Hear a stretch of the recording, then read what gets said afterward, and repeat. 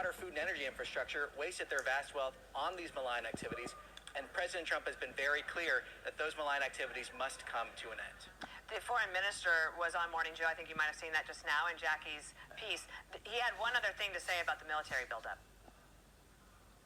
You know, a win-win deal is when U.S. is absolutely confident that Iran's nuclear program is peaceful and would remain peaceful, and for Iran, sanctions are lifted. I'm not, referring to military build-up around us, because that is absolutely unnecessary and unhelpful.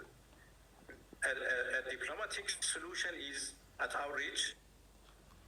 There seemed to be, at least from his perspective, trying to say that there's confusion about zero enrichment. Is the president's policy zero enrichment? Well, the president has spoken to this. The bottom line is that the Iranian regime cannot have a nuclear weapon. The president has been very clear. It's something he repeated just yesterday at the Board of Peace meeting, that historic meeting that global coalition brought together. He is pursuing peace. He wants to be a peacemaker. He is a peacemaker. He's a deal maker. But you cannot have peace in the Middle East if the Iranian regime has a nuclear weapon. That's the bottom line. The president has been very clear on that. Okay, here's a map of the military assets that are now in the region. So the president building up some firepower in the region if he needs it, right? So he's saying he has flexibility. When he says 10 to 15 days, does he mean from today?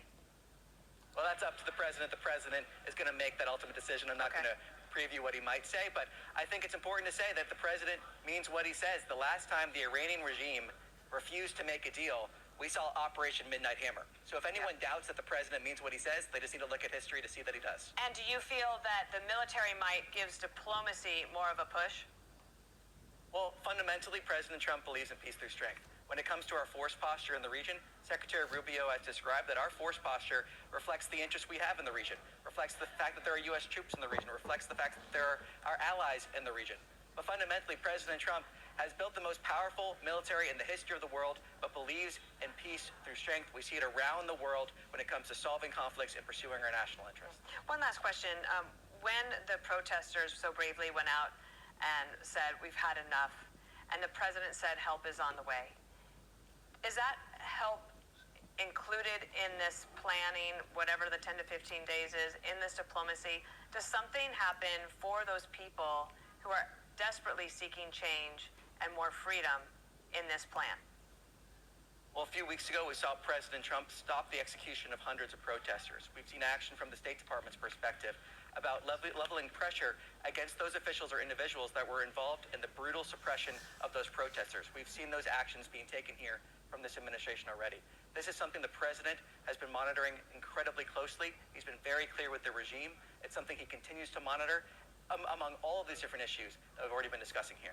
All right, Tommy Pigott, thank you so much. Okay, you hear him very well. What do you think?